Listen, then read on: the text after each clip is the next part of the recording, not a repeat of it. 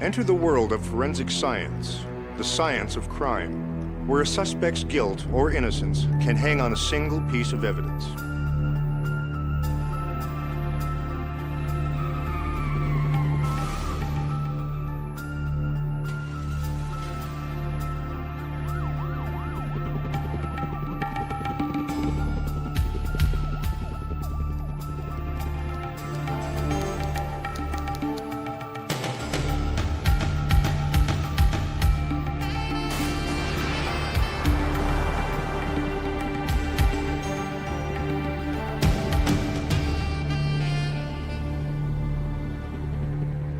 What you're about to see was one of the most complex homicide cases ever documented in Toronto.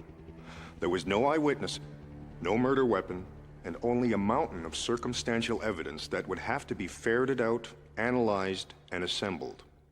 As to our Exhibit A, if I showed you, it would give it away.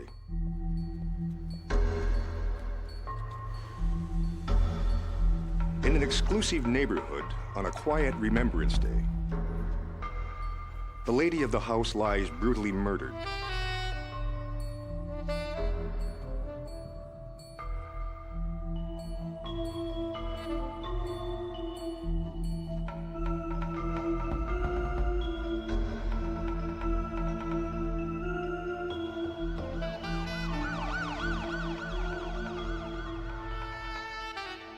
The victim is Anna Lund, 67.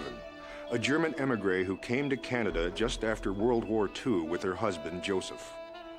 Shortly after their arrival, the couple was blessed with a daughter named Elsa. Elsa grew up and did postgraduate work in England, where she had met and married an engineer named William Appleton. In fact, it is William Appleton who helps police establish the time of the murder. He tells police he was in the habit of fixing things for his mother-in-law. Last week, he fixed her sink. This week, he'd promised to put up a plate rail. He said he'd come by at 5:30. He knocked a few times, and getting no answer, he headed off to the hardware store to get materials for the job. When he came back, the police were there, and his mother-in-law was dead. The body was so bloodied and battered that Appleton is dissuaded from viewing it.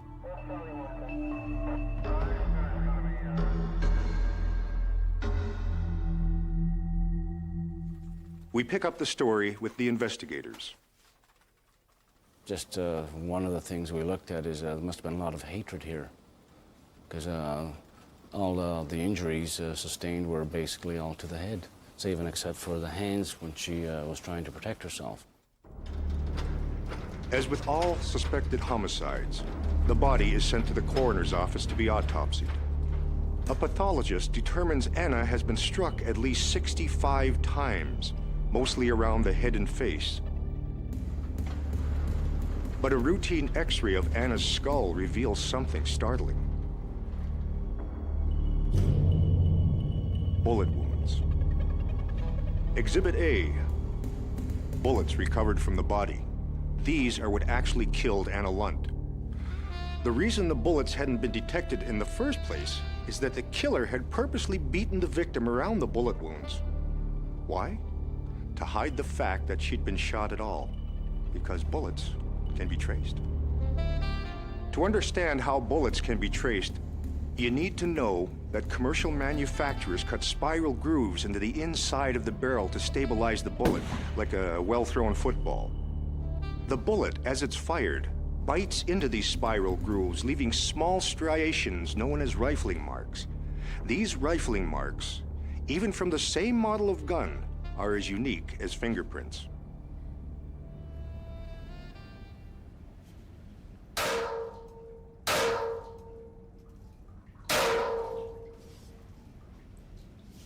The reason a water tank is often used is that water doesn't affect rifling marks. There's 3. So what I'd normally do is I would take my suspect projectile and I would examine it. I'd go all around the circumference of it, looking for gross marks. Then I would put my test projectile that I recovered from a suspect firearm on the right-hand stage, matched them up. First thing I'd look and I'd say, yes, the land and groove impressions are similar in size, they turn the same way, and they're an equal amount. There's 5 on the suspect projectile, there's 5 on my test. Sam examines the bullets that killed Anna Lunt and finds, well, see for yourself. They were badly damaged, but when I examined them microscopically, there did not appear to be any rifling. No striations, no rifling marks. Wait a minute, I thought that was impossible. So if you had a smoothbore that had no rifling in it, or you had a homemade firearm that somebody had just drilled out and not put rifling in it, and consequently you would not have this individual rifling characteristics. The people who make homemade guns don't go to the trouble of rifling the barrels. Therefore, no rifling marks and no way to identify the bullet. The murder had been extremely clever. So much for Exhibit A. With firearms stymied, the investigation shifted to other branches of forensic science. At most homicides, there is blood, an overwhelming amount of blood. Blood on the victim, blood from the victim, and blood on any discarded weapon. By studying the blood-stain pattern, a forensic biologist can determine the attack site, the likely position of the assailant, and the victim, as well as where the victim was beaten, shot, dragged, and the force and number of blows. The task of deciphering this gruesome hieroglyphic falls to Jonathan Newman, an expert in blood splatterings. It was quite clearly a very violent and sort of sustained assault on the victim. There was a lot of spattered blood.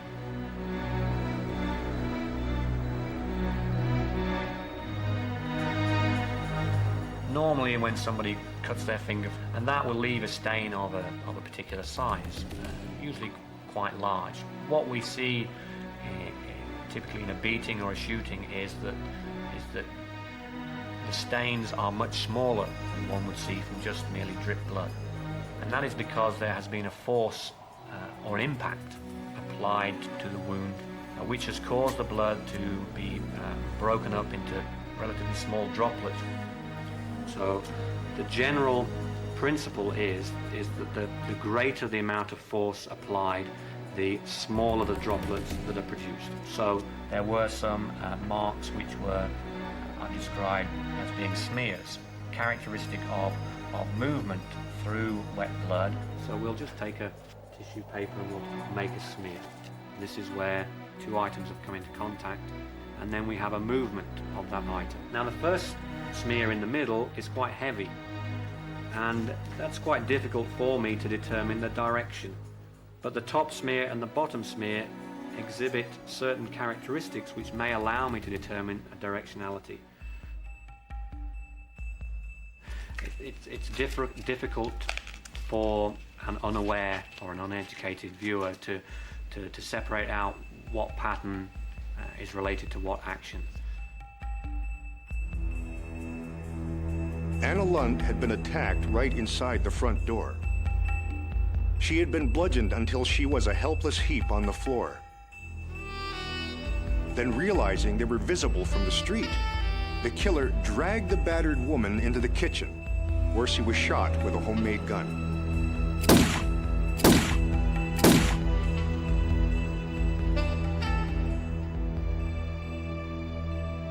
But how had the killer gotten into the house? Was it a break-in? Was Anna surprised from behind as she came home from shopping? Was the killer someone already inside the house? Or had Anna Lund opened the door to the killer? An investigation of the crime scene can take up to 2 weeks and may require dozens of rolls of film. The simple reason? Once the evidence unit leaves the scene of a crime, they can never go back and hope to find it exactly the same. So the photo ident unit shoots first and asks questions later. You have little pieces of a puzzle, and you start gathering all these little pieces of that puzzle. And it's like anything. If you have a box and you open up and you get the puzzle, You throw it onto a table and you say, well, what have I got here? Well, you have to start looking at every piece to see what it means and put it together. And by the time you put it together, you're going to get a picture. And that picture will tell you a story. And that's exactly what happened here. Each piece by itself may not mean much, but combine the hundreds of pieces and a picture emerges. Police brought Joseph Lunt in to question him about some photos. The front door showed no signs of a break-in. Mr. Lunt described his wife as a creature of habit. For instance, his wife was fanatical about answering the door for anyone she wasn't expecting, even close relatives. This pretty much ruled out the fact that she might have opened the door to the murderer. Anna was also a stickler about her rugs. She always took off her shoes as soon as she came into the house and put on her slippers. So the fact that she was found wearing her slippers pretty much ruled out that someone had followed her home and pushed their way in. There was also a new roll of paper towels on the counter. Because of her experience in the war, Anna Lunt was extremely frugal. She would have never opened up a new roll as long as the existing one wasn't totally used up. This suggests that the killer had unwrapped the roll of towels. Anna Lunt kept her paper towels under the sink. How would the killer know where to look? The week before, William Appleton had fixed his mother-in-law's sink. Appleton claimed that he got no answer at his mother-in-law's. He headed off to the hardware store to get materials for the job, and then went to the liquor store to buy a bottle of vodka. To verify his story, Appleton had even volunteered to bring the police the empty vodka bottle. At the time, Detective Matanovic said it wasn't necessary. But now he asked Appleton to drop the bottle off at his office. But before going to the police station, Appleton stopped at a discount store and bought a plastic container, the kind you stored food in. Next, he stopped at a liquor store and bought a bottle of vodka. Then he drove around, all the while emptying the vodka bottle into the container on his lap. Only then did he drop off the vodka bottle at Matanovic's office. Appleton had been under surveillance the whole time. Friday the 13th came to haunt him. This was the bottle that he purchased back on November the 11th, on Wednesday. He left the receipt in the bag, dated Friday the 13th. It was time to examine Appleton's car, so it was brought to the forensic garage under the building.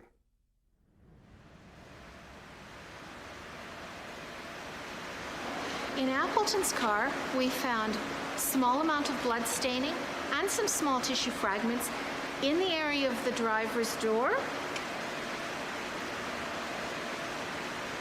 In addition, in this case, there was some blood staining found in the trunk of the car. And that staining was in the area of the trunk opening, right near the edge.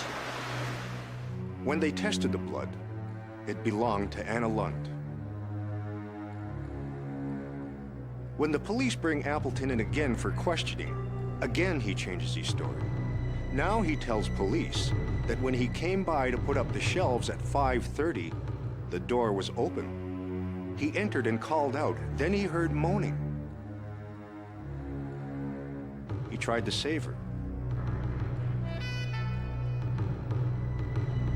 His first thought was to call the police, but then he panicked.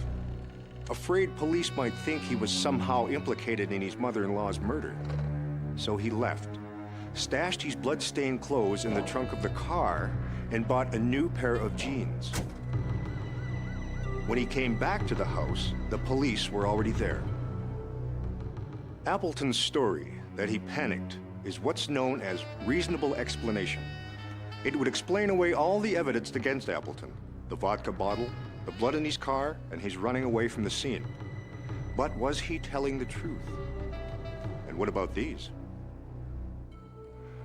Was it conceivable that he hated his mother-in-law enough to beat her to a pulp and shoot her point blank in the face with a homemade gun?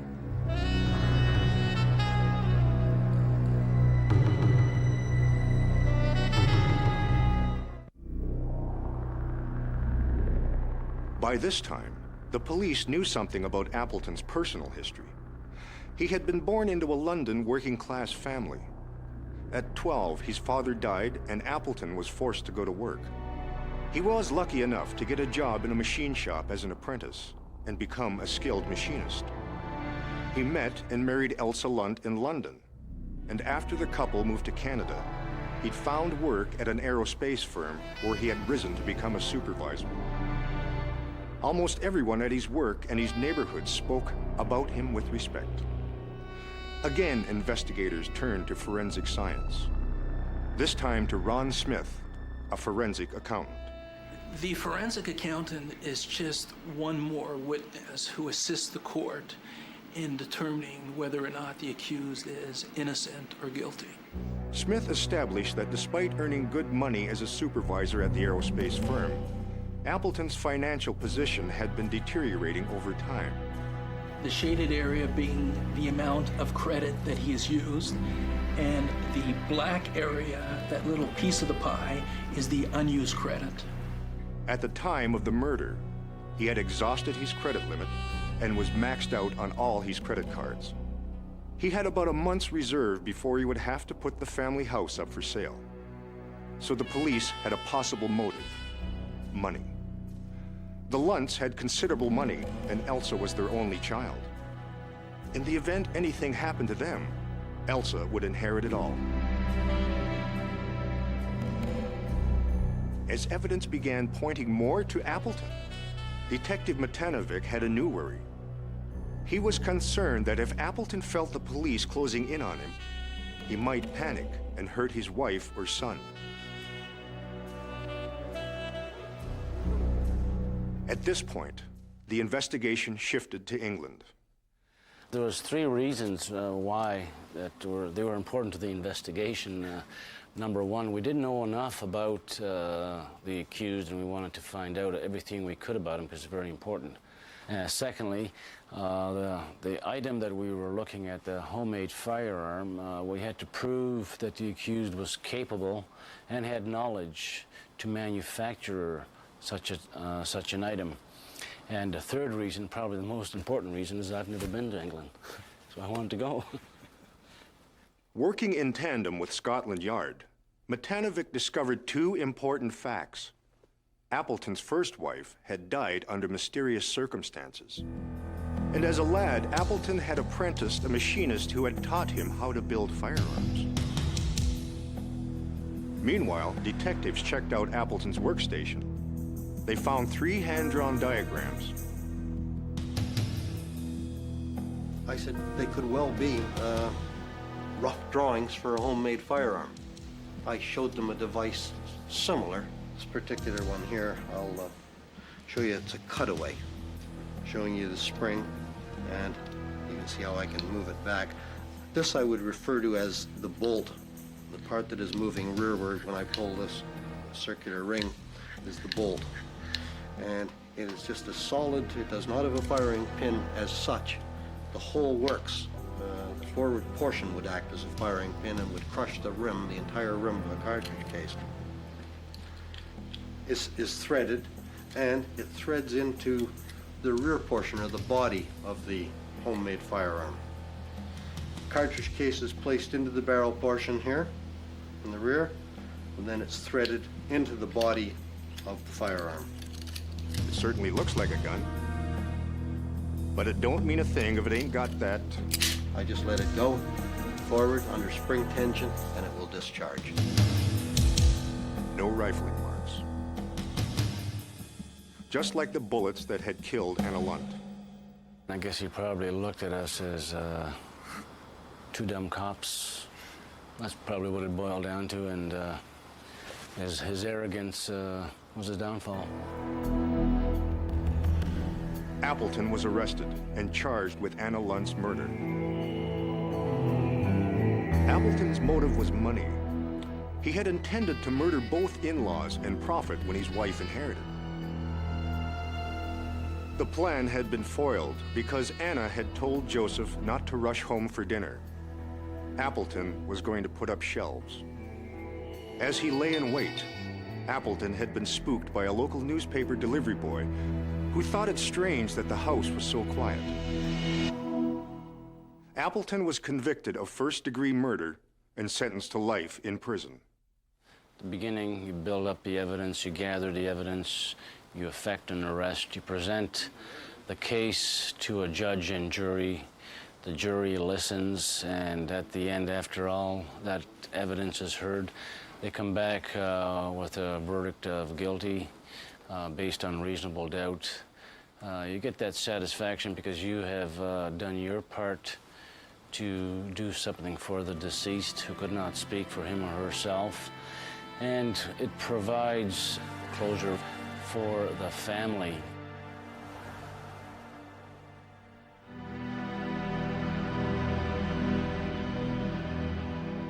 At the trial, the judge commended the whole investigative team, saying that if the police and forensic scientists had missed the significance of a few early clues, Anna Lunt's murder would have remained unsolved and her killer would have gone free. The stories on Exhibit A are based on actual cases. The names of the victims have been changed to protect their identities. The names of the guilty are real. Enter the world of forensic science, the science of crime, where a suspect's guilt or innocence can hang on a single piece of evidence.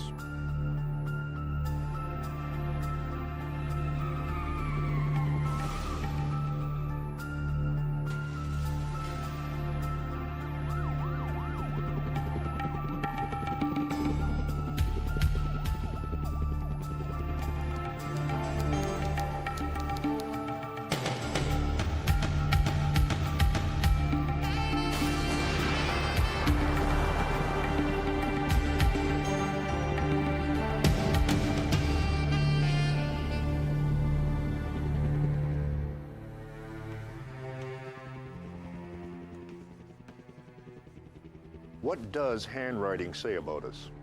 Is our handwriting as unique as fingerprints? Our first Exhibit A? This is all I can show you for now. Her name was Debbie. She was 30, a divorcee and ex-model with a memorable giggle. His name was Jeff. He was 26, a young Turk who'd quit school in the 8th grade and was now pulling down 150 Gs.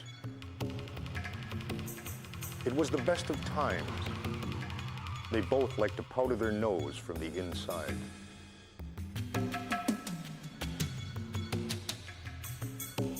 Life in the fast lane was good.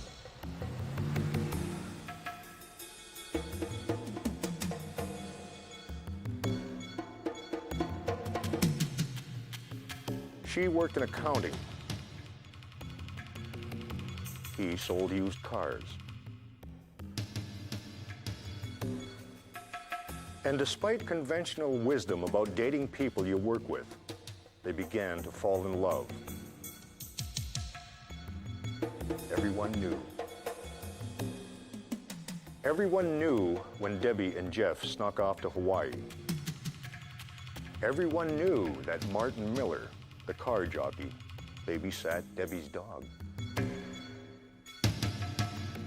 Everyone knew when Debbie and Jeff moved in together.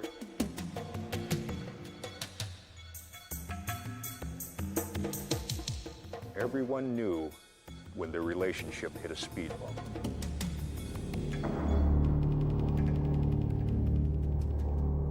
And everyone knew that Jeff was moving out that Saturday. According to Jeff, he arrived just after lunch.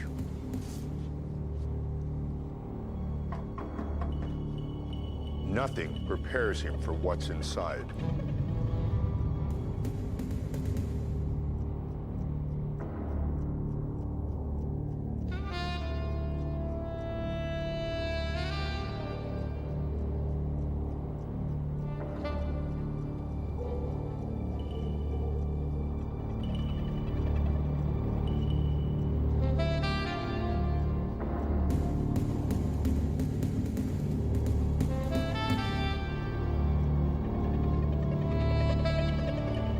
He attempts to revive her.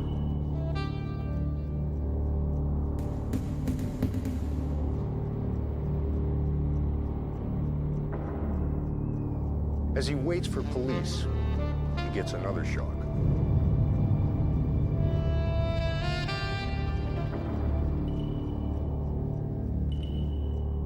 Exhibit A, 3 words scrawled with what appears to be red lipstick. Who wrote them and why? Bob Strathdy, the detective who headed the investigation, picks up the story. We don't know what we're dealing with. We don't know the cause of death. A few things we do know. The door was locked, and the door had not been forced open.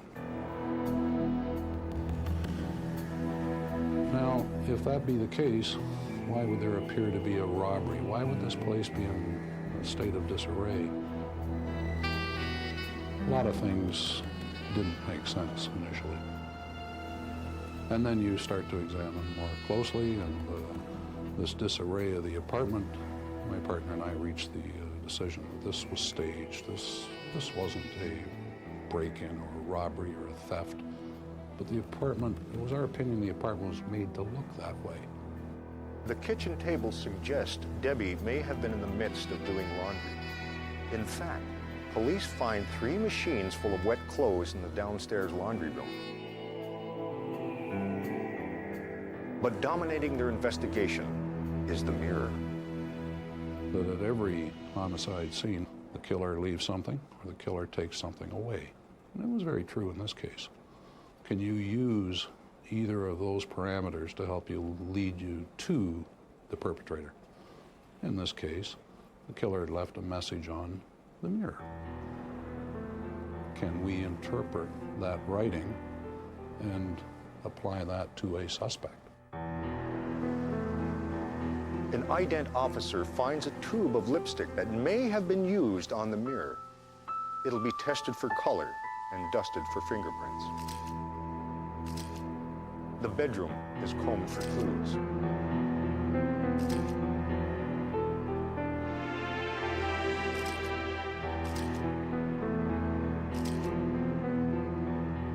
Back at the station house, Jeff is one of the first people detectives interview. He concedes strange things have been happening lately. People have been calling and hanging up.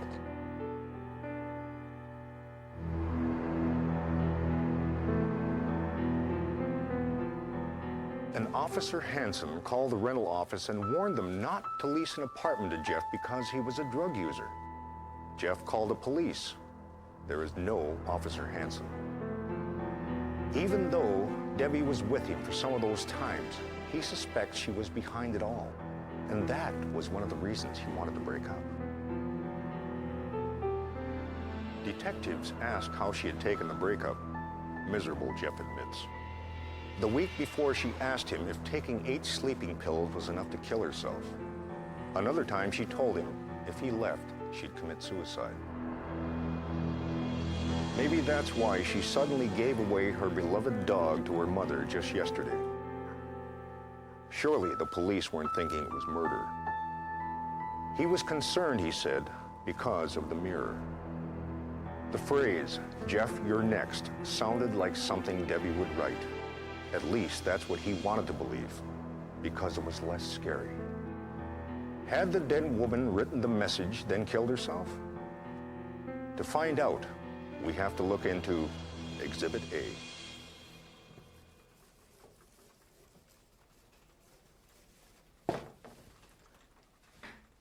Now there's handwriting, cursive connected handwriting. How unique is it? Completely unique to yourself. We all have a uniqueness in our handwriting. We place our own trademarks on our handwriting. It's the product of all those years of practice that your brain now knows how to make every one of these letters, knows how to connect them, knows what proportions it likes to see. It's your artistic ability, your patterns that have been developed over such a long time that your brain automatically forces you to use over and over again. Take an average classroom. Kids start to learn how to write trying to model the handwriting above the blackboard. But even after a very short time, when a teacher collects the papers, she can probably identify handwriting of each student without looking at the name. By the time we've graduated high school, our handwriting is basically set. But what a question document examiner does in most circumstances is to, well, in the everyday nuts and bolts work, is to compare questioned writing with known handwriting specimens, making a physical comparison between these handwritings to determine whether they were written by the same person or whether they weren't written by the same person, just as important. When the victim's handwriting was compared to the handwriting on the mirror, well, see for yourself. No match.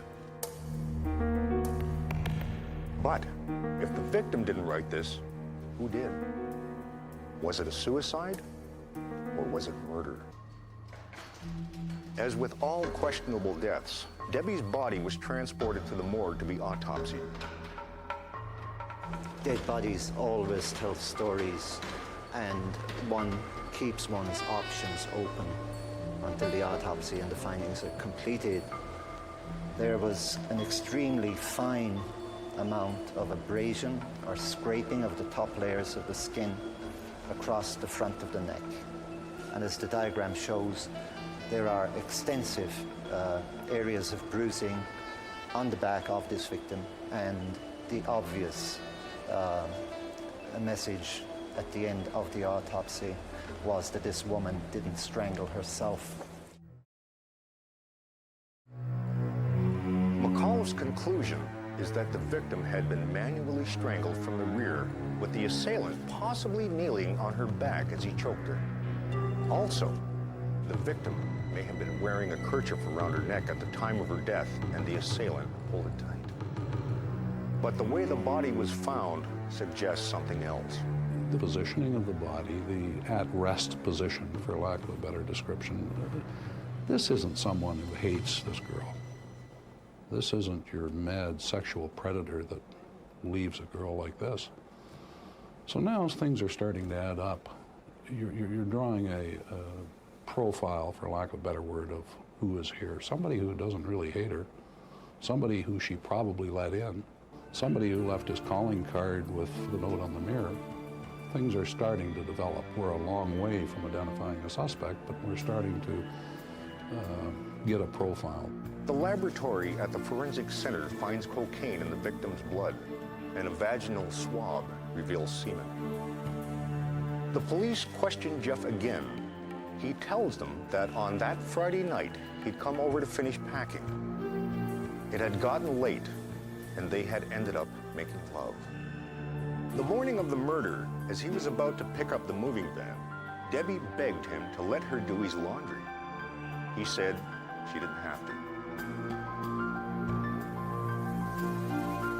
That was the last time he saw her alive. He swears he spent the rest of the morning getting the move together. Detective Strathy found out from the phone company that someone had called the victim from Montreal and spoken 42 seconds at 10:56 a.m. It was one of Jeff's car contacts, but he remembered the victim saying she planned to get really drunk that night at a place called Illusions. The plan had been to go with a couple of girlfriends and maybe Martin Miller, the car jockey. 2 days after the murder, Martin shows up for work wearing a cross he claims Debbie gave him for babysitting her dog when she went to Hawaii. But a co-worker remembers Debbie wearing the cross the week before.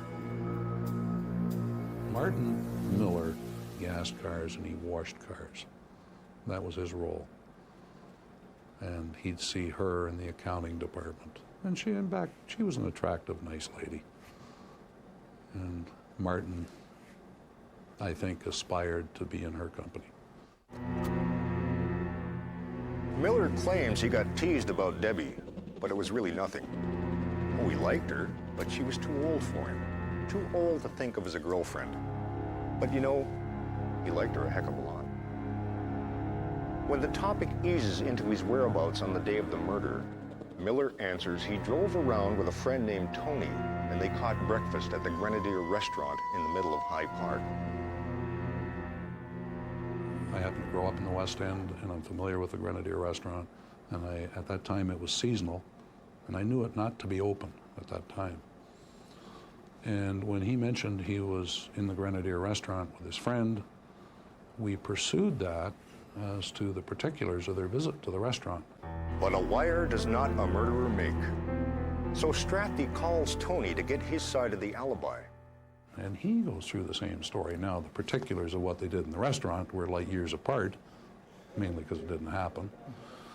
And an interview of 30 to 45 minutes, we concluded it. And just before concluding it, my partner asked him, looked him in the eye and said, "Have you told us the truth?"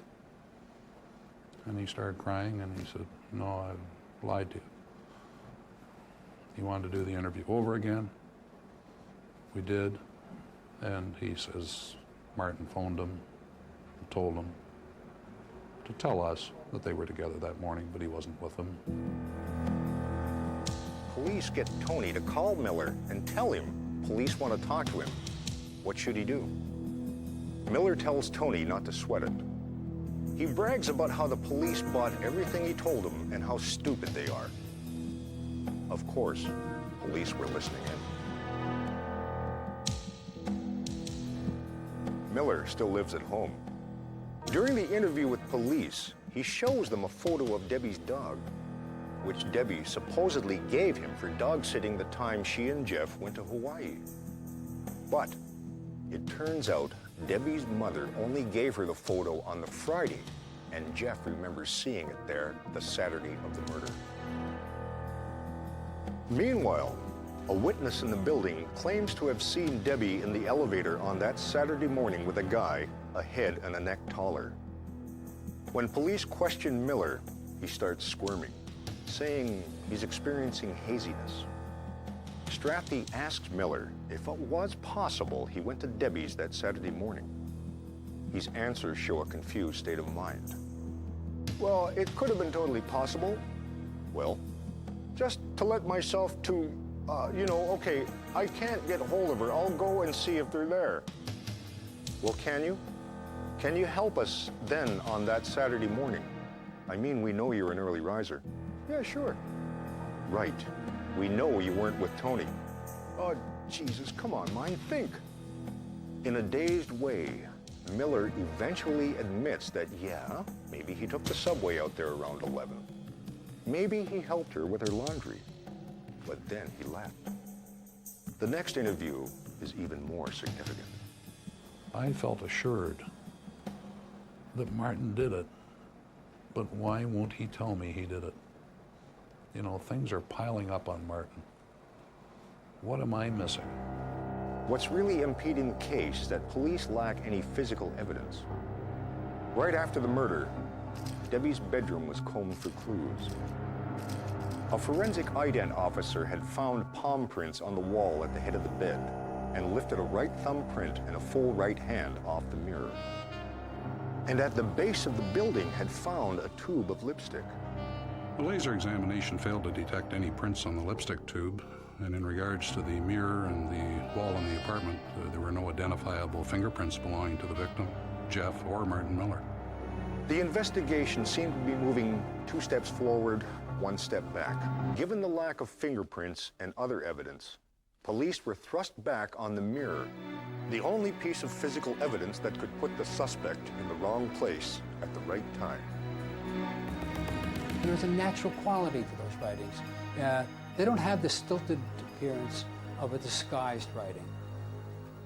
Let's face it, if you or I were the murderer and wrote a message on a mirror, I think I'd use my weak hand, or I would do something. I'd write it upside down. I don't know, but I would hope that no one would ever be able to figure out who did it.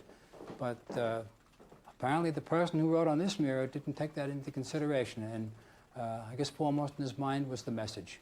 I've got to get this message across, and he wrote it in his normal hand. In this case, police suspected the writer's circumstance was standing, writing in lipstick in big print on a smooth surface, having just killed someone.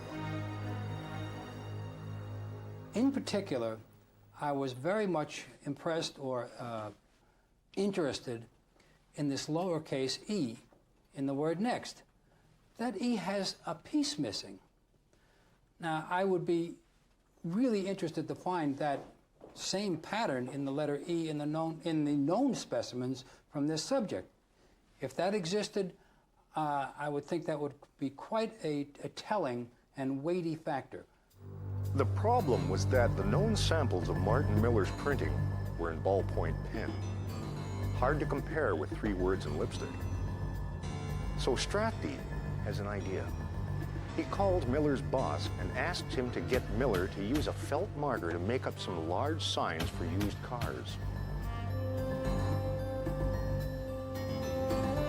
Well, let's take a look at some of the writings that were presented to me as the known writings of the suspect in this case.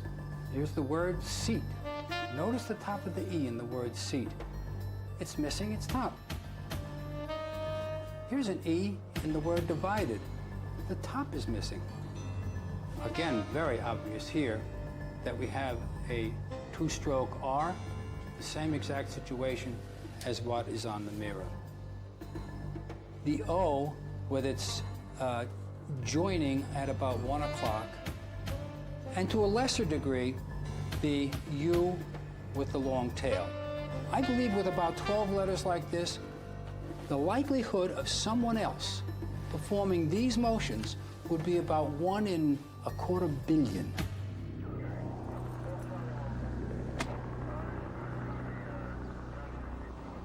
Martin Miller certainly would not strike you as a classic killer. He's a very extremely polite fellow. He's extremely young psychologically. I believe he was 19 or 20 at the time of the event, but he was much younger psychologically. He had a great deal of respect, and you could maybe stretch that to love for the victim girl.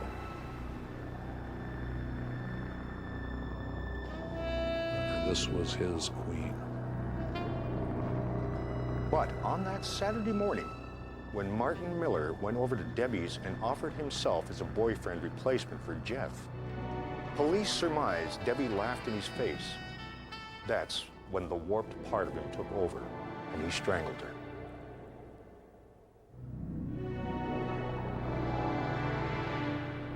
Due to a legal technicality, Miller's lawyer was able to plea bargain the sentence down to manslaughter.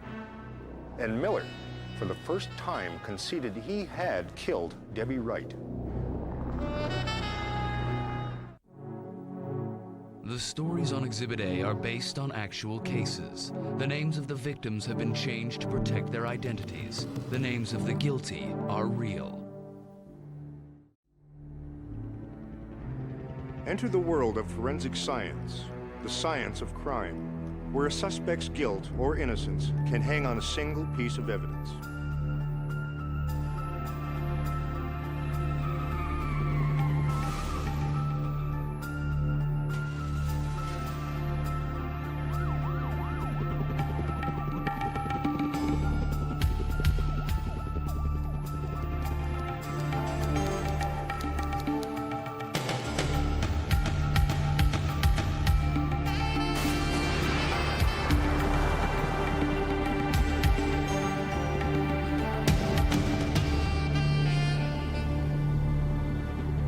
Paranoia is when you imagine a conspiracy against you when there isn't one.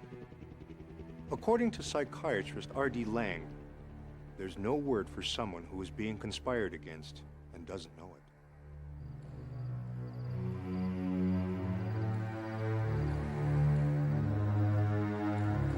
it. She thought it was a dream.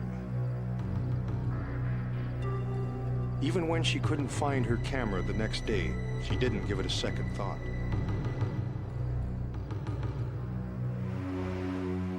Which is why she never mentioned it to the next tenant who moved into the same apartment. a working student named Sue Levesque.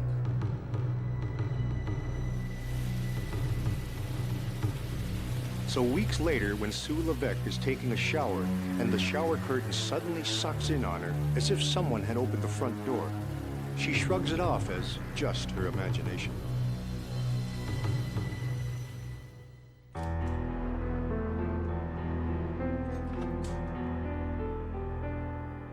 Then her spare keys, which she always keeps on the stereo speaker, go missing. It's confusing because the chain lock was still on and the stick is still wedged in the balcony door. The super lives directly above her. When she goes home for Thanksgiving, she asks him to keep an eye on her place while she's away. When she returns, she's rattled that the super says he thought he heard someone in her apartment the day before. It wasn't her. Nothing is missing except the hockey stick normally wedged in the balcony door. She's tempted to call the police, but what would she say? Someone broke into my apartment and didn't take anything? Instead, she settles for the super making her a new stick.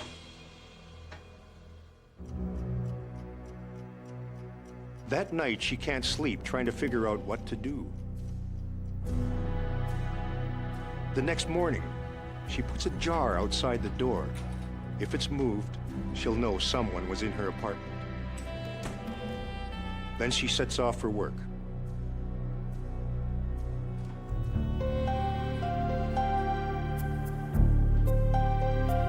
Coming home that evening, she's spooked to find that the jar has been moved.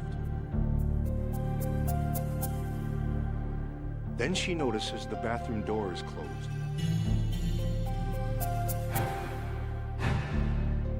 Living alone, she never closes it.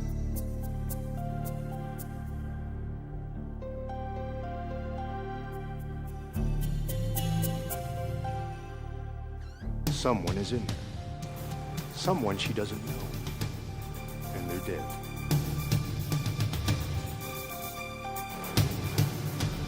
Words spill out of her mouth about a dead body in her bathroom.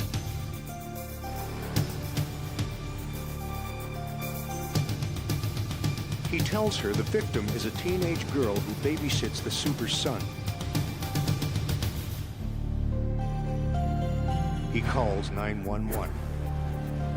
It seems only seconds before the police and the ambulance arrive.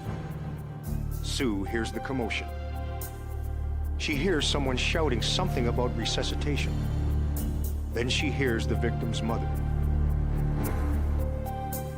Then she hears the mother's anguished scream. The victim is a 15-year-old who lives in the next building. Her name is Carol Ann Jennings. It breaks your heart.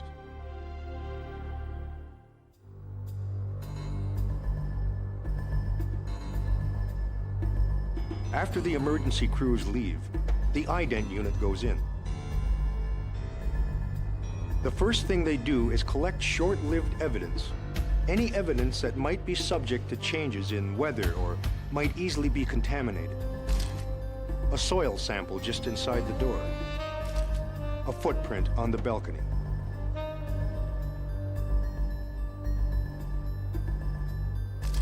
And hairs and fibers. If we can see it, then we're going to collect it. And in other words, if we can see a hair or a fiber, then we're going to very carefully collect that. Hairs, fibers, footprints. These are all known as trace evidence. In this case, where there was no eyewitness, trace evidence was to be crucial.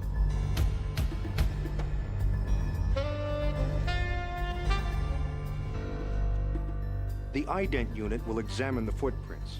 The hairs and fibers will be sent to the forensics expert at the Center of Forensic Sciences.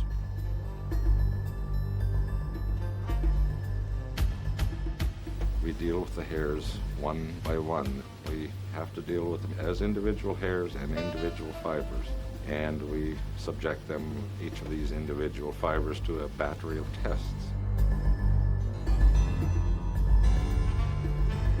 It was lucky Jim Crocker was a patient man, because it would take months and months to examine and analyze all the trace evidence from this ugly murder. To further their investigation, police asked Sue Levesque to go through the apartment and tell them if she notices anything out of place. Of course, she tells them about the jar. That someone has rearranged her books. And that she's missing abroad. Meanwhile, the victim's body is sent to be autopsied.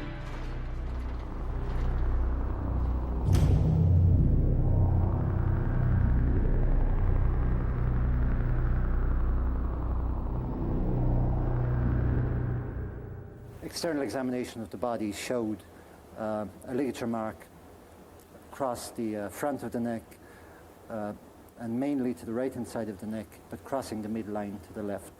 In this particular case, the ligature was a brassiere.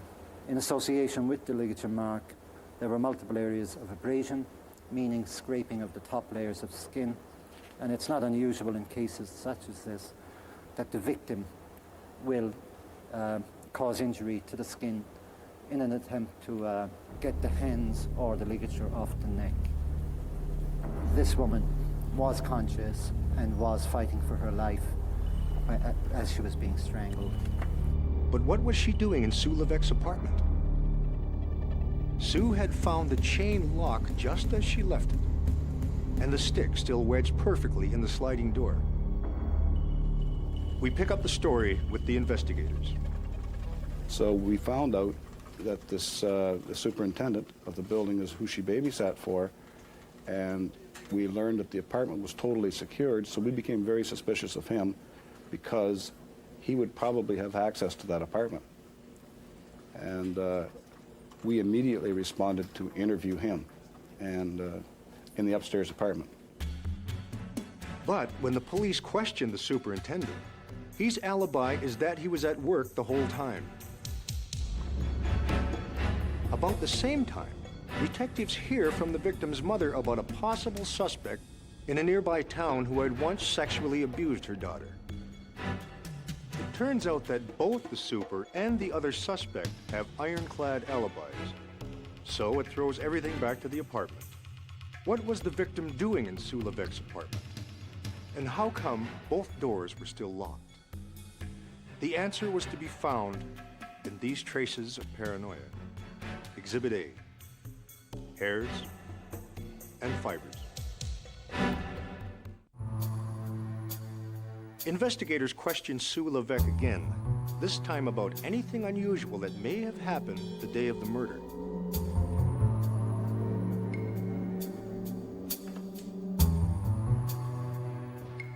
She was just leaving for work when she saw a guy quickly turn away. It aroused her suspicions. She thought to herself, this is the guy who's been breaking into my apartment. She just convinced herself she was being ridiculous when she drove past his car a moment later and noticed it was empty. That's why she memorized the license plate number. Police traced the car to a Barney Lomage. Lomage lives in the basement flat at his mother's. When police question him, he flatly denies his car has been in front of the victim's building at any time during the day. They were gone for approximately 20 minutes. We then asked, was it a white MGB? And they said yes. Is it the right license number? Yes. We said, could you go back and set up surveillance on him? We wanted to keep track of him. We wanted to know what his whereabouts were at all times. We wanted to see where he was going to lead us to. We knew nothing about Barney Lomage other than the information that Sue Levesque had given us. Police hustled back just in time to catch Lomage doing something suspicious. I went to the manhole, looked down it with my flashlight, and I could see a knife lying in the bottom. The manhole cover was removed. I climbed down inside, photographed it, and collected the knife from the sewer. The curious thing about this particular knife is that it's a bread and butter knife. So when we collected it, we really didn't know what it was, how it was connected to the scene at that particular time. Why was he ditching a butter knife? The victim hadn't been stabbed. The ident unit was baffled. Meanwhile, detectives get a break. We then went back in and commenced interviewing the superintendent again, and I can recall saying to him, by the way, do you know Barney Lamage? And he said, no, I don't. And then he thought for a minute, and he said, Barney, just a minute. And he went out to, I believe, his kitchen area, and he got his record book. And he says, yeah, here he is right here, Barney Lamage. He used to live here. And we said, oh, that's interesting. Where did he live? And he said, in the apartment where the murder occurred. When questioned by police, Lomage swears he spent the day filling out applications at an employment office 30 kilometers away. He gives officers the name of the woman he dealt with. Police drive the route 5 totally different ways to see if it's possible to fill out the application and still have time to commit the murder. It is. So all these pieces were fitting together. Barney Lomage is now their strongest suspect. Police scrutinize his every move. And now he's going into a bush riding with 2 other young females on horses. So we kept close surveillance, as close as we could on him. We were concerned that, oh, we're going to be in trouble if they don't come out of that bush all intact. As soon as he came out of that stable, he got in his car and left. He went a very short distance down the road, and we asked our surveillance team to do a rolling stop with him. Bob and I approached the car, and he was immediately arrested for first-degree murder. But when detectives meet with the chief prosecutor, he's concerned that their evidence on Barney Lomage is woefully thin.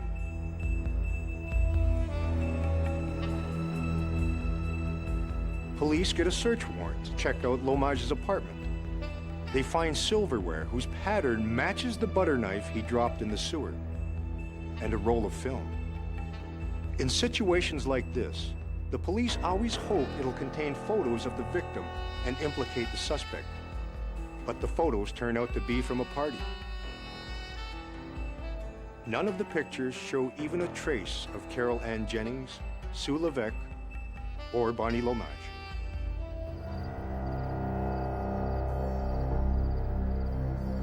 When police interview the tenant who lived in the apartment before Sue Levesque, she recalls her strange dream and her missing camera. It turns out the photos from the camera in Lomage's room are ones she took of a party she attended. Obviously, it hadn't been a dream. But that only proves he was in the apartment a year ago. Investigators needed to prove that Barney Lomage was with Carol Ann Jennings in Sue Levesque's apartment on the day of the murder. The very foundation of forensic science is based on a theory that every criminal will always take something away from the scene of a crime and leave something behind, even if it's only a trace.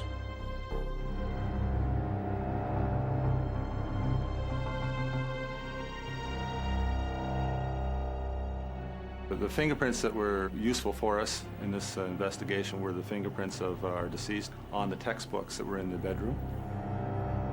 Investigators theorize that the victim must have seized the books as the only possible weapon to defend herself against her attacker. And we also dusted a part of the balcony at this residence, the front balcony, and found a footprint. And that footprint, of course, was useful because that was later identified as being made by the shoe of our accused.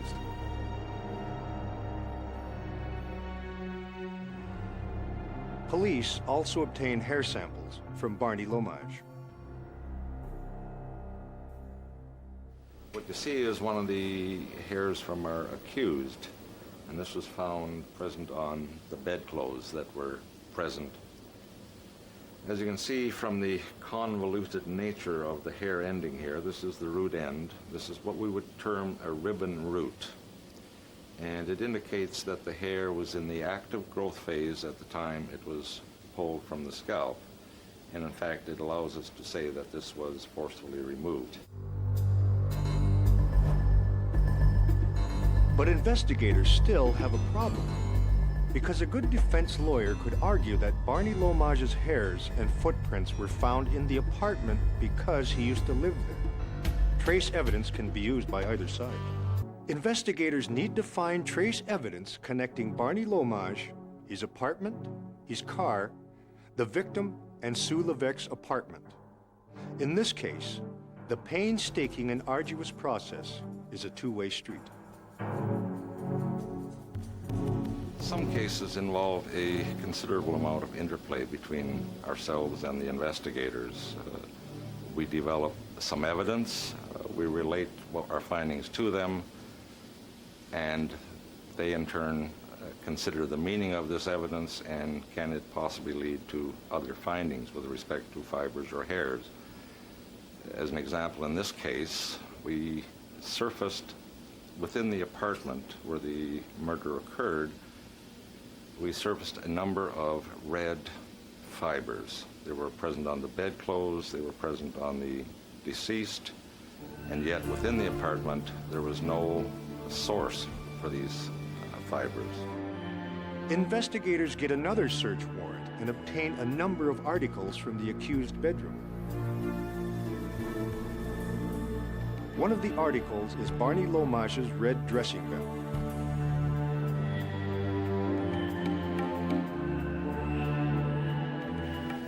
Once we had established or mounted some of these fibers from the dressing gown and started comparing them with the fibers that appeared at the scene, we were able to say that, yes, they are the same. But forensic investigators have a saying: you can never have too much evidence. As the trial date approaches, Jim Crocker produces a chart with more than 150 samples that identify various kinds of trace evidence: hair and numerous fibers from the murder scene, Lomage's car, and his apartment. Police surmise Barney had been stalking Carol Ann. From his car, he could track her movements as she came down from babysitting in the Supers' apartment to go back home. On the morning in question, he waited till Sue Levesque had left for work and broke into her apartment. He replaced the jar where he thought it had been. Then he waited just inside the door until he heard Carol Ann in the hall.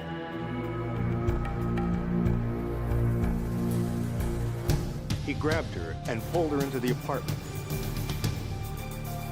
She struggled. He forced her into the bedroom, where he tried to get her onto the bed. She tried to fight him off with whatever was nearby. She grabbed Sue Levesque's books.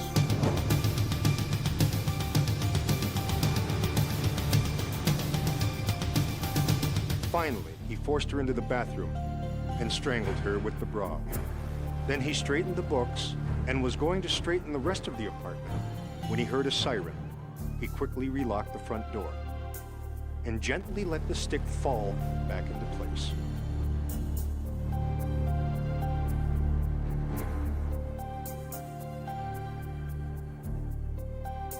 Now we know how he got out.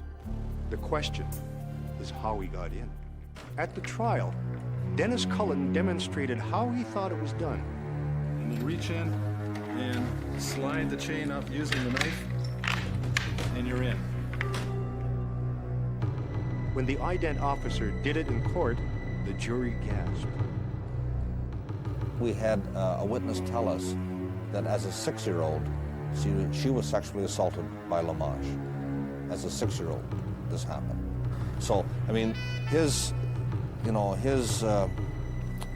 evilness went back that far. In the end, Barney Lomage was convicted of first-degree murder and sentenced to life imprisonment without parole. And here's a girl that was 15 years old. She lived a very short life. She was just an average teenager. If that doesn't motivate you to do your job well, then nothing will. And what about Sue Levesque, the young woman who had to wrestle with her own paranoia? She thought it unusual enough to write down the license number. Had she not done that, this case would have been much more difficult, if not unsolvable. She provided us with a ton of forensic evidence in this case because of the fact that she was able to point us in the right direction so quickly. And she was a witness of witnesses. She really was fantastic. Barney Lomage might have become a serial murderer, but he didn't, thanks to a great investigative team, a dream witness, and a crack forensic scientist who used a strand of fiber to give Barney enough rope to hang himself. The stories on Exhibit A are based on actual cases.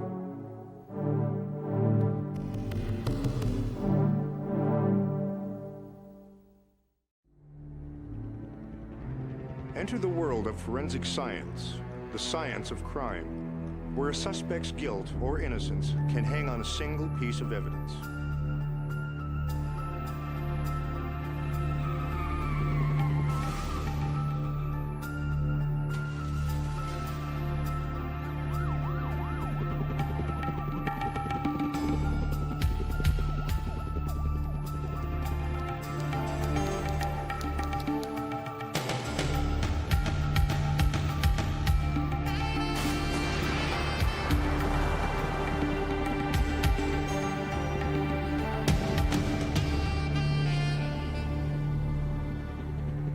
What makes forensic science so powerful is that sometimes it's the little things that end up being so big in an investigation.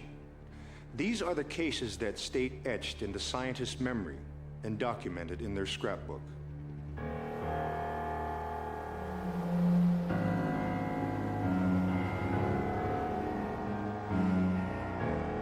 A year after Alan Malloy is charged with theft and possession, he is hired as a part-time maintenance man.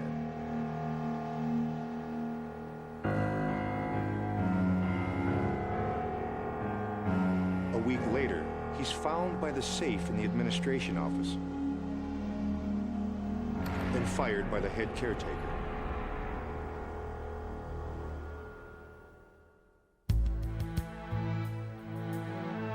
Two weeks later, the head caretaker's kid brother, John Mitchell, is working what would have been Malloy's shift, trying to earn extra cash for Christmas. Working alongside him is Wesley Carpenter, who studied urban and regional planning at university before being forced to quit due to financial difficulties. Because of his interest in urban issues, he volunteers at the community center. This is only his second Saturday helping out.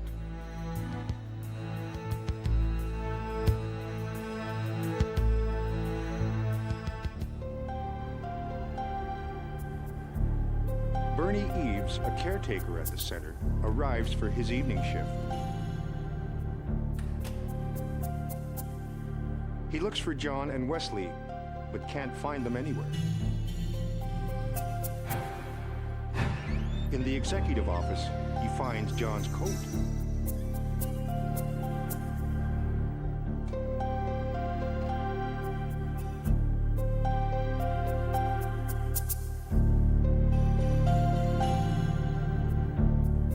Confused, he phones the head caretaker, John's older brother, but ends up speaking to his wife. She's positive John is working the afternoon shift. He tells her to hang on, and he'll look again.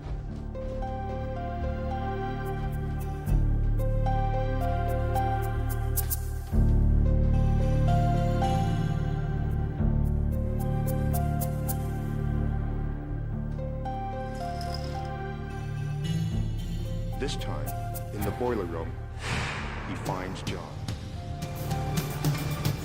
There was so much blood, Eves later testifies that he flipped out. He went into shock and just wanted to get the hell out of there.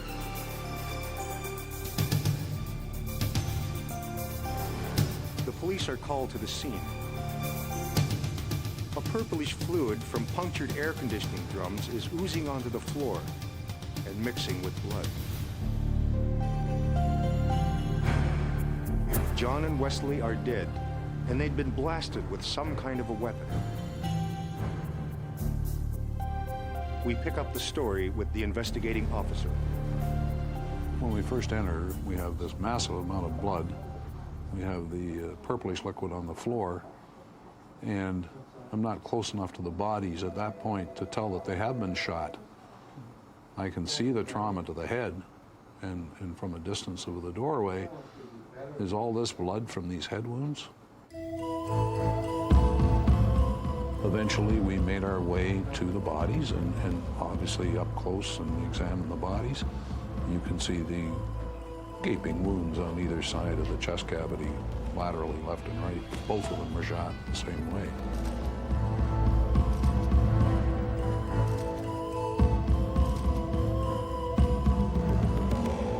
Even though it's 2 in the morning, Detective Strathdee calls his favorite firearms expert, Finn Nielsen. He tells Finn he needs some help. When my phone rings at 2 in the morning and everybody's home, then I know it must be the police probably that are calling me about something. We get called out relatively routinely. In fact, I made it the practice of having my home number on my business cards because as far as I'm concerned with the job we do, we should be available at any time. Finn works at the Center of Forensic Science, where they have an extensive gun library. Most of these guns have been confiscated in crimes and turned over to the firearms section after the court case. It's particularly useful in no-gun cases. That is, crimes committed with a gun which cannot be found at the scene. There were these 2 dead bodies lying there, and to me they'd obviously been shot. One of them, he was lying on his back, and there was damage to the front of his sweater.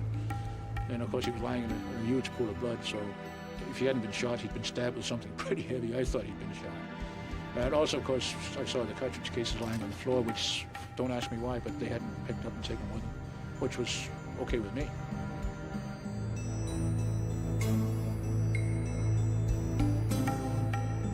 When it comes to cartridges or bullets, Finn has a photographic memory. He can tell immediately the 300 gauge cartridge at the scene is for a rifle. But it's such a common cartridge, it could have come from any number of rifles. But after 25 years as a firearms expert, Finn Nielsen gets a flash of forensic intuition. He picks up a piece of wood. It means nothing to the ident unit. It means nothing to the investigating officer.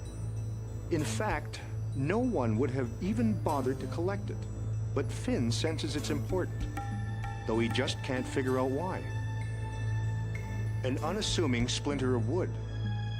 Exhibit A. The difference between someone getting away scot-free or being convicted of murder. Though it was well past 3 in the morning, Finn told investigators to meet him back at the Center of Forensic Science. The little light went on, you know, it's in your head, and I said to the detectives, I said, I think I know what kind of gun you're looking for. So they said, really? You know, expressions of disbelief and so on, but I was pretty sure I knew what it was. That's what it looks like. Just your average normal hunting rifle. And the dimensions of it and everything else, it just yelled Savage 99 at me. That was a crucial piece because the investigation then went to, are there any .300 Savage caliber rifles stolen in this area? Well, within the preceding week, there had been one reported to the Metropolitan Toronto Police, and it was within 6 blocks of the community center where the break-in had occurred. The .300 Savage rifle was one of 3 weapons that were stolen from the house. So the investigation at that point turned to, let's solve the break-in. Because young criminals are proud of themselves when they steal guns, they brag about it to their friends. That's how detectives got to the thief. Police put Terry King under surveillance. King, as police later learn, comes from a notorious family who took great pride in who committed the most brutal criminal act. Terry King's father had been convicted of manslaughter. In another murder, Terry King's uncle had been convicted of manslaughter. And a first cousin was convicted of killing a policeman's son. Terry King himself had been convicted of armed robbery, jailed and prohibited from possessing a firearm for 5 years. Police decided to swoop down and pick up Terry King and Alan Malloy.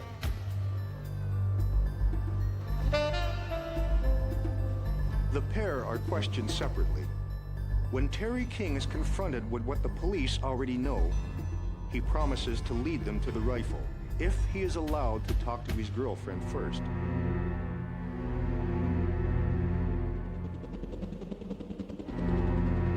He is told they can speak privately, but that police will be watching. They chat and chat and chat. And all of a sudden, she steps back from him and she starts laughing. They complete their conversation. She comes out, take her to another room. And I said, could you tell me what caused the laughter? And her response to me was that he asked her, would she wait 25 years for him? And that's when she stood back and laughed. In crimes committed by partners, it's common if the partners get caught to see them suddenly turn on each other. You know, no honor among thieves. That's what happened here. According to Alan Malloy, ever since he'd been fired at the community center, he'd been itching to get back.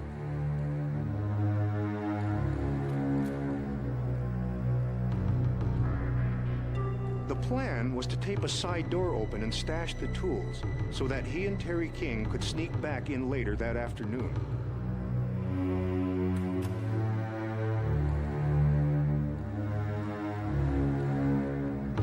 They smoked a joint in the stairwell, then headed for the safe.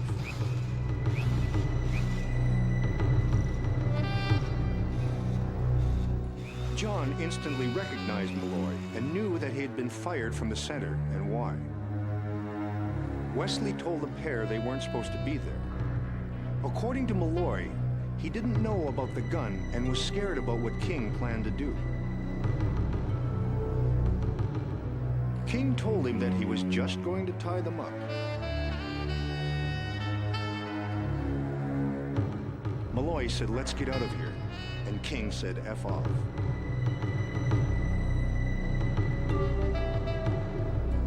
Then King marched them down to the boiler room.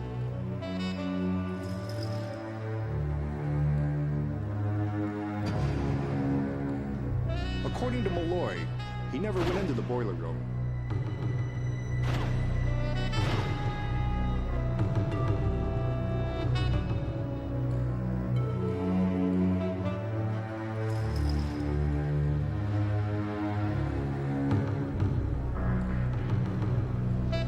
According to Malloy, he wanted to take off, but he didn't. He was scared of King.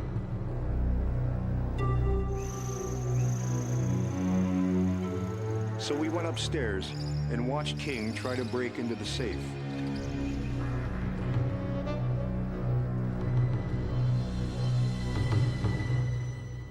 According to Terry King, yeah, they'd had robbery on their minds.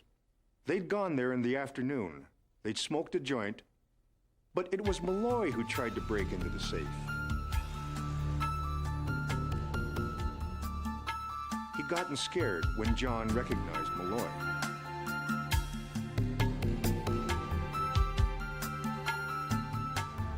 Then together, they took the two caretakers downstairs.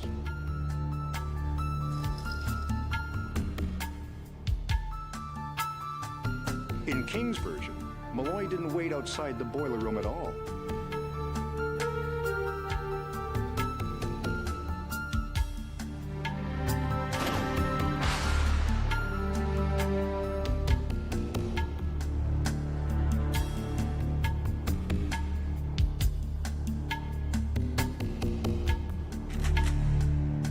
When Wesley tried to get the gun away from Malloy, he panicked.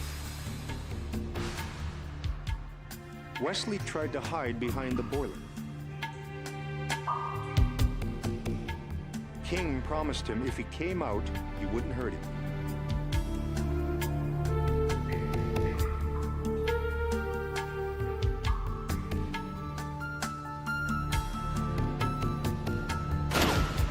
According to King, Malloy heard heavy breathing coming from John and started to jump on the victim's head.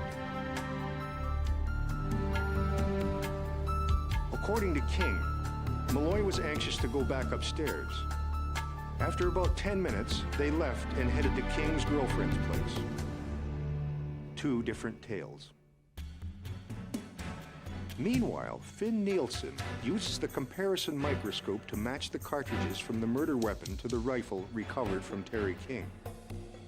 Intuition is one thing, proof is another. They match. Sure enough, the Savage 99 is the murder weapon. But whose finger had been on the trigger? With no eyewitness and the court date rapidly approaching, another branch of forensics now comes into play. After police arrested King and Malloy, they also got a search warrant to seize the clothes they had been wearing on the day of the murder. The clothes are sent to the biology lab at the Center of Forensic Science to check for blood from the crime scene. These days, DNA profiling is the criminal investigative technique of the century. But this case predated DNA. At the time of the crime, the blood classification system in use was called ABO. Red blood cells contain antigens, substances responsible for the production of antibodies to combat infection and disease in the body. The presence or absence of two of these antigens, which are called A and B, give us our four distinct human blood groups: A, B, O, and AB. Each human being belongs to one of these groups. In the United States and Canada, for example, the percentages are approximately A, 40%, B, 10%, O, 45%, AB, 5%. So, for instance, if a murder victim has type O blood and a suspect type A, and traces of O are found on the suspect's clothing, it can go a long way to linking the suspect to murder. Everyone is also divided into two groups, Rh positive and Rh negative. By factoring in these and other blood features, the accuracy of a suspect being guilty are on the order of 3,000 to 1. Meager compared with DNA profiling, where the figures can be 1 billion to 1, but still enough to convict. And the unknown stains that we found on clothing from Mr. Malloy and Mr. King, we subjected those to typing analyses, and we established whether there was a connection, if you like, between what was present on their clothing and the reference samples from the victims. At the time of trial, I testified that the blood on Mr. King's shirt was consistent with having originated from the victims, all right, based on the ABO type and the GM type that I obtained. Keith Kelder said tests on Malloy's clothing failed to find any blood that could match that of the two murdered men. But how did King get blood on his clothes?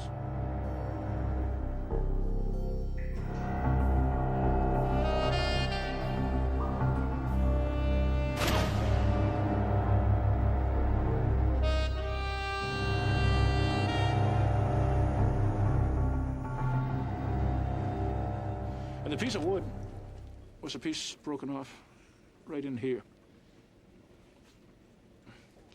Because you see the stock, it's held up on with a bolt that comes up through the middle when there's a hole drilled in it. And that weakens it a little bit. So if you strike this hide against something, it'll break and shatter.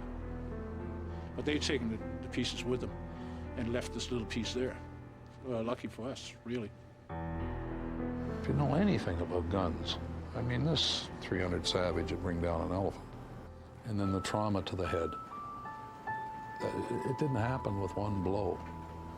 It happened with 20 blows. You know, that idea. And you'd hear the fracturing of the skull. You'd hear it. You'd hear bones breaking. Expertise is not just about the gun or the bullet, but putting the whole picture together. When Finn finally assembles the butt of the rifle, all the pieces finally fall into place. The jury deliberated for an hour and a half. Their verdict? Malloy was found not guilty, but he was charged with break and enter, an accessory after the fact with murder. He was given 9 months. My impression of Malloy's involvement in this matter was a follower and a disciple of Terry King. He liked King's style, this evil person. He liked that. I don't think he was necessarily that way, but he liked to follow in the footsteps. King was sentenced with 2 counts of first-degree murder and therefore was given life imprisonment with no chance of parole for 25 years. Psychopath, devoid of emotion, remorse, nothing. You know, he didn't say these words, but it was, well, they shouldn't have been there. That was the inference. They shouldn't have been there. The object of this botched robbery, the safe, that King and Malloy so desperately wanted to crack and never did, contained only $51. We all lose lovers and friends over the years, and family, and through routine causes. But when you take that loss and that tragedy, and it's caused by a Terry King, as you say, an evil person, who has taken the life of your son to get $50. Yeah, it hurts to try to discuss that with a family member and make some sense of it. You can't. It's impossible. It gave Bob Strasty a lead where he didn't have one before, because you had 2 strangers who killed 2 strangers. And where do you start? You know, nobody dropped the wallet at the scene or anything else helpful like that, so it's pretty tough. Finn Nielsen was like Exhibit A, a splinter in the side of King and Malloy. The stories on Exhibit A are based on actual cases. The names of the victims have been changed to protect their identities. The names of the guilty are real. Enter the world of forensic science, the science of crime, where a suspect's guilt or innocence can hang on a single piece of evidence.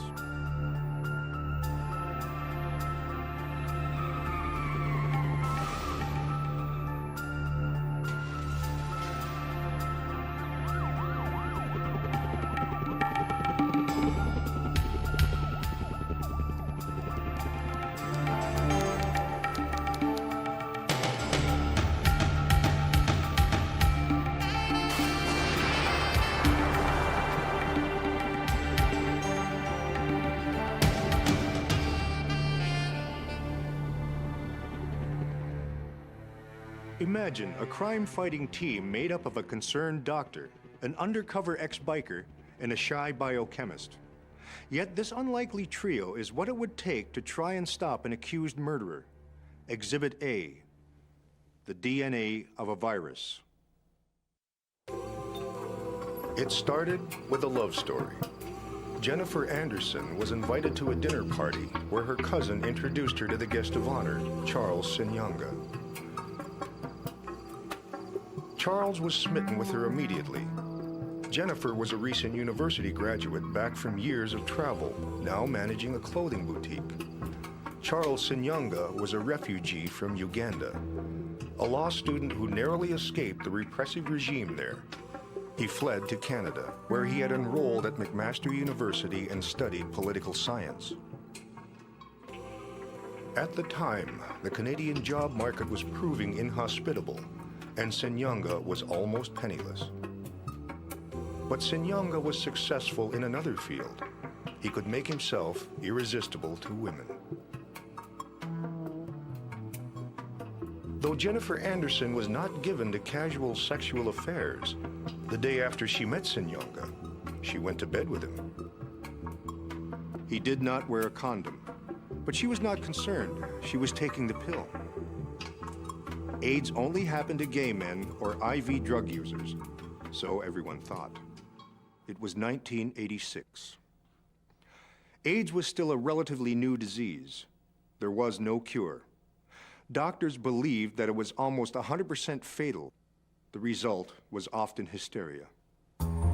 This was the spacesuit era, when nurses and doctors, even some clergy, wore gloves, masks, and gowns to approach anyone suspected of having AIDS.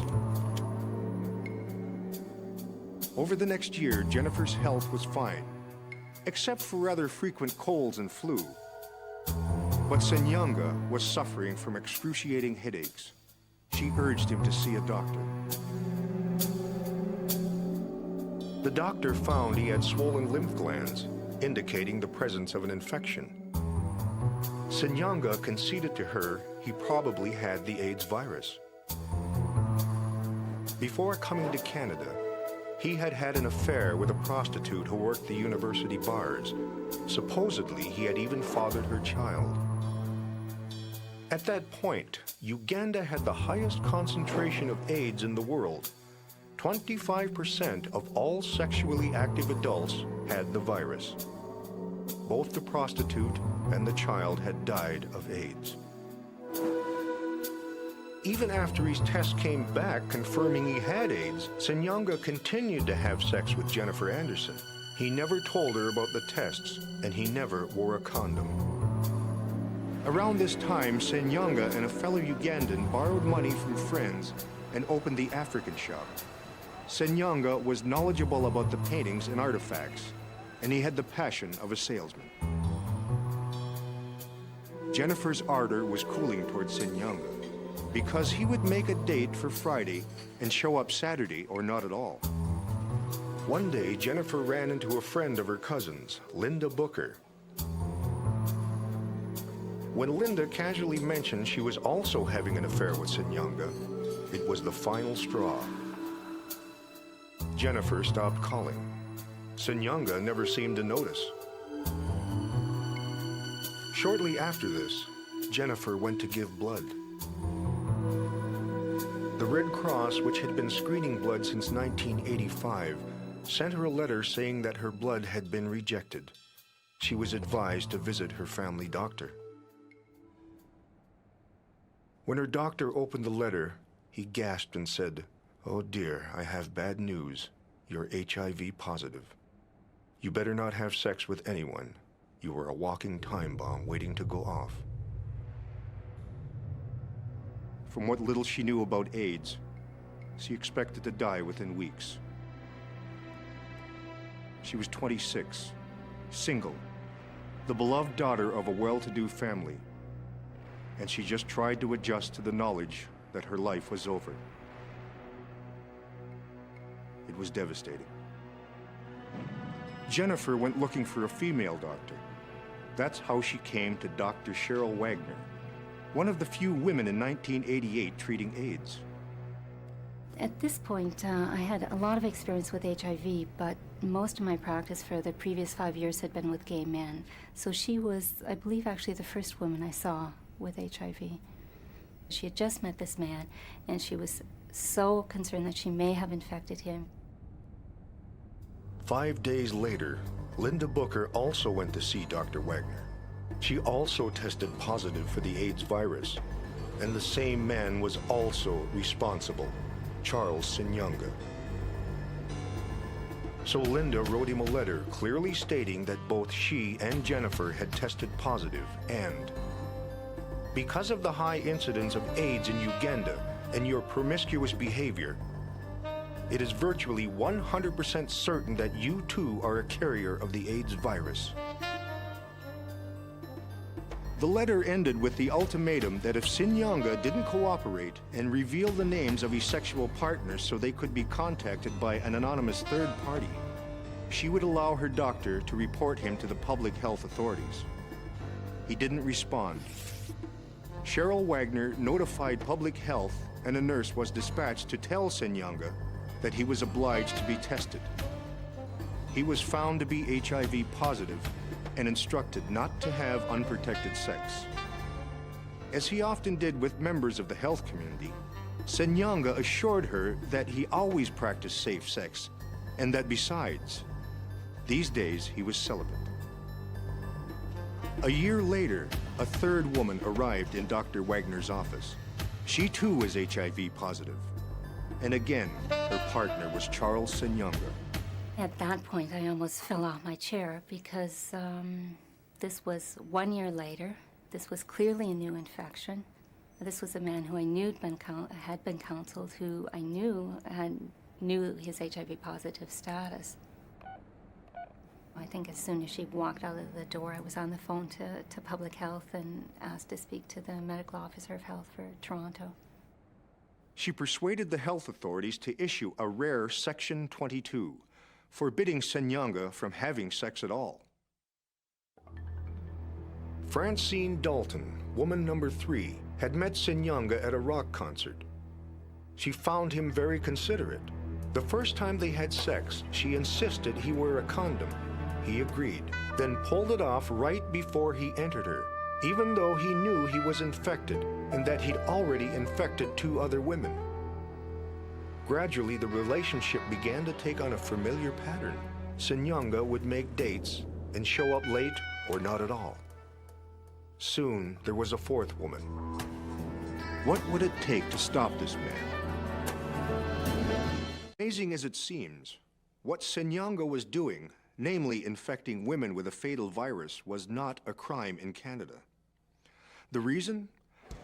In a society of sexually active adults, it was virtually impossible to prove that one person, and one person only, was the source of a sexually transmitted disease. Around this time, Cheryl Wagner was following a case in Florida where a dentist was being sued by his patients for giving them AIDS. The scientists had shown that the virus that he had was genetically similar to the virus in his patients, proving that his patients had acquired the HIV virus from him. Cheryl Wagner wondered, could something similar be done in this case? Enter an unlikely hero. Dr. Michael Montpetit, 31, had recently joined the Federal Center for AIDS. He jumped at the chance to match the DNA of Senyanga's virus to the infected women. Little did Montpetit know that for the next 2 years, this case would dominate his life, invade his solitude, and thrust him into the media spotlight.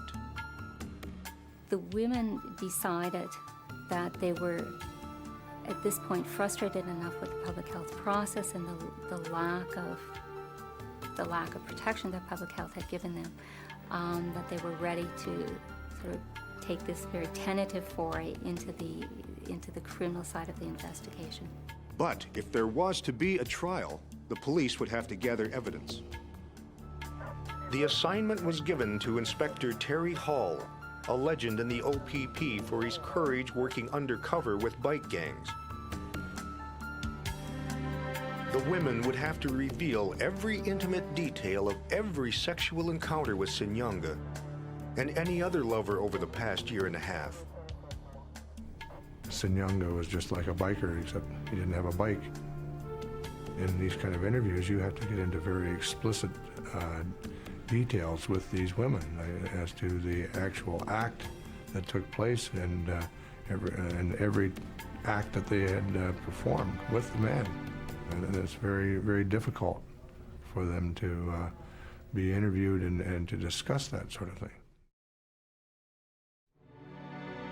One of the first women Terry went to interview was Joan Estrada. Joan was a star athlete from a financially strapped family. She'd always dreamed of traveling to exotic places, but money was an obstacle. Senyanga seemed the next best thing. They dated a few times. Then he took her to his place. He told her that he rarely dated and that she was special. Joan trusted him. After all, he'd attended a Roman Catholic seminary in Uganda and told her he considered becoming a priest. He promised, because she was special, he would use a condom. He didn't. Within weeks, she developed a rash over her whole body, lost 15 pounds, and couldn't even summon up enough energy to get out of bed. Eventually, it passed. A year later, she found out she was HIV positive. She wanted to die at once to avoid the shame of people learning of her condition. Your victims are in homicide are dead. And now I'm dealing with an investigation where my victims are alive but dying before your eyes, you know, as you do your investigation.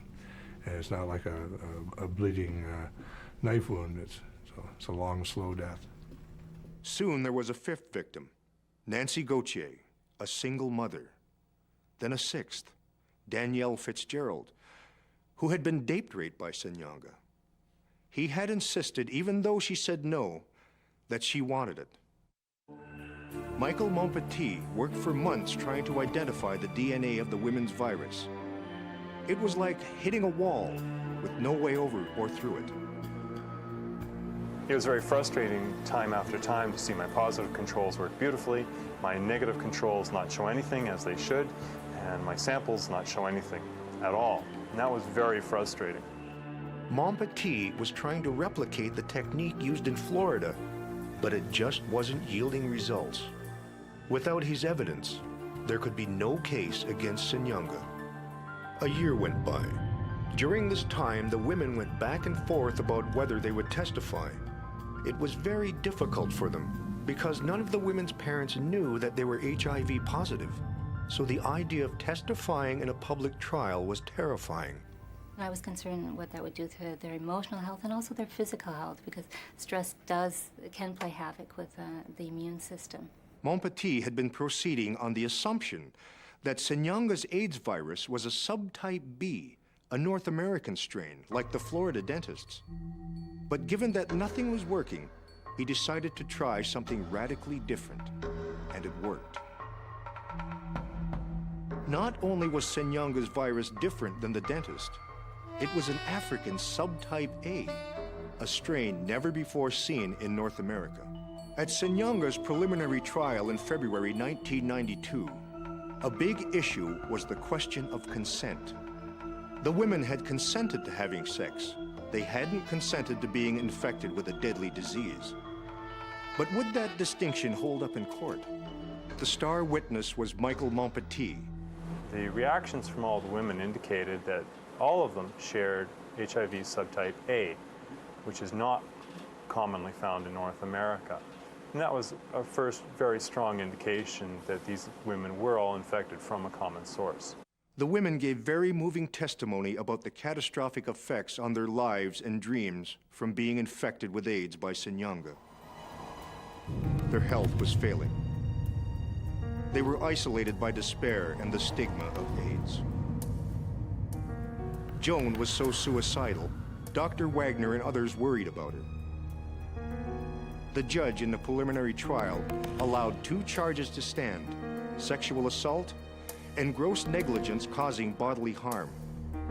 But Montpetit had yet to prove that Senyanga was the source of the women's infection, and that would prove its own incredible adventure. All he had left of Senyanga's blood was enough for 2 more tests. There was no chance of getting any more. It was before defendants had to provide blood samples. Montpetit was nervous about using up what was left of Senyanga's original blood sample. He'd heard about a method developed by 2 Australian scientists to dilute such samples to produce volumes of testable material. But though he could locate the microscopic molecules in the lab, he couldn't find the 2 scientists. One of the prosecutors was convinced that Terry Hall could do anything. So he asked the OPP investigator to find the Australians. Hall did just that in a couple of hours. Using the new technology, instead of having enough for 2 or 3 tests on Mr. Senyanga's sample, I had enough for several hundred tests. The Australian technique worked. It amplified the sample 400 times. Meanwhile, the AIDS virus was further insinuating itself into the women's immune systems. They were getting sicker. By this time, Senyanga had met and married Connie Neal, who felt that he was being victimized by the women and was determined to stand by him. Finally, Montpetit could attempt a comparison between the DNA of Senyanga's virus and that of the infected women. The day he discovered that the DNA profiles matched was one he'd never forget. I was ecstatic. I bounced around the laboratory for an entire afternoon when I took the picture and saw the material present on the gel. By June 1993, the trial was ready to proceed. The judge, Dougal McDermott, had a habit of making his judicial notes directly into his computer. Michael Montpetit testified that the DNA of the women's HIV was consistent with one another and with the accused, Charles Senyanga. The conclusion? One person, and only one person, was responsible for their being infected with AIDS, Charles Senyanga. All the women testified about the devastating effect of what Charles Senyanga had done to them. But Joan Estrada's was particularly moving. I always wanted to have children. Now I can't. I'm 25 years old, and this should be the prime of my life. And what do I have to face? Death. Look at me, damn you. Are you proud of yourself? Senyanga never looked up. The question on everyone's mind was, why did Senyanga do it? Why did he continue to have unprotected sex with women after he knew he had AIDS? He had a capacity to charm even the public health nurse who was seeing him, even the doctors who were seeing him.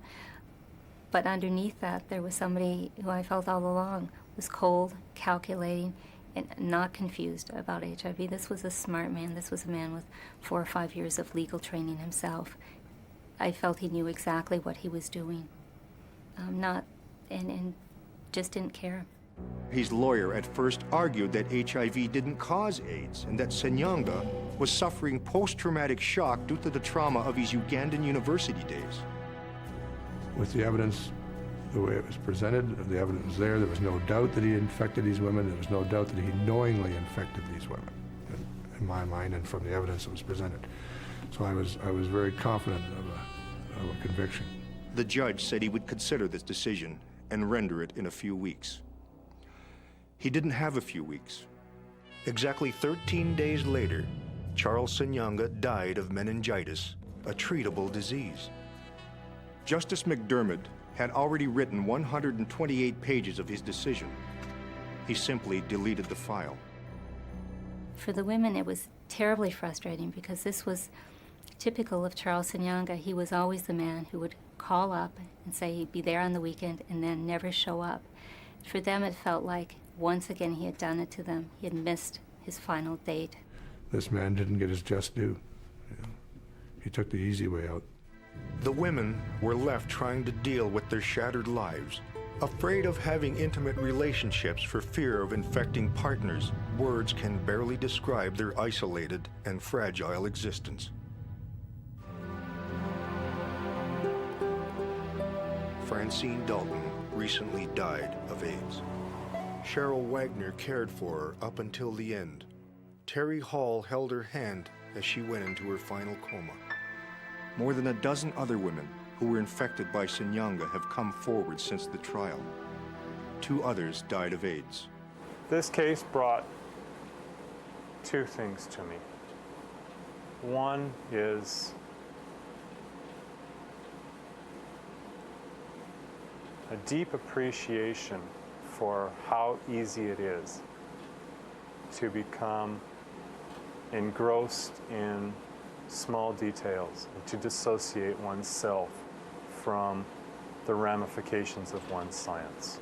The other is how dedicated people really put their lives into what they do, and how, in some ways, nobody but them can appreciate how much time and effort and heartache they invest into these projects. The Senyanga case was unique in so many ways, not the least of which is that there may never be another case where the infection so clearly came from one and only one person. There is still no law in Canada to prevent what Senyanga did.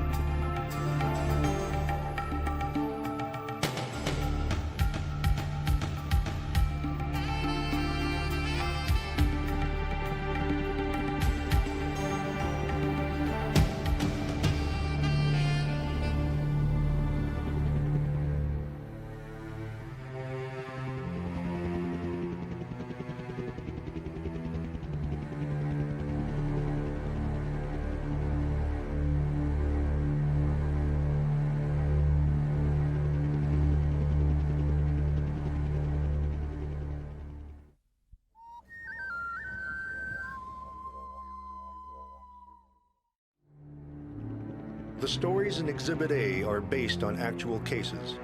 The names of the victims have been changed to protect their identities. The names of the guilty are real.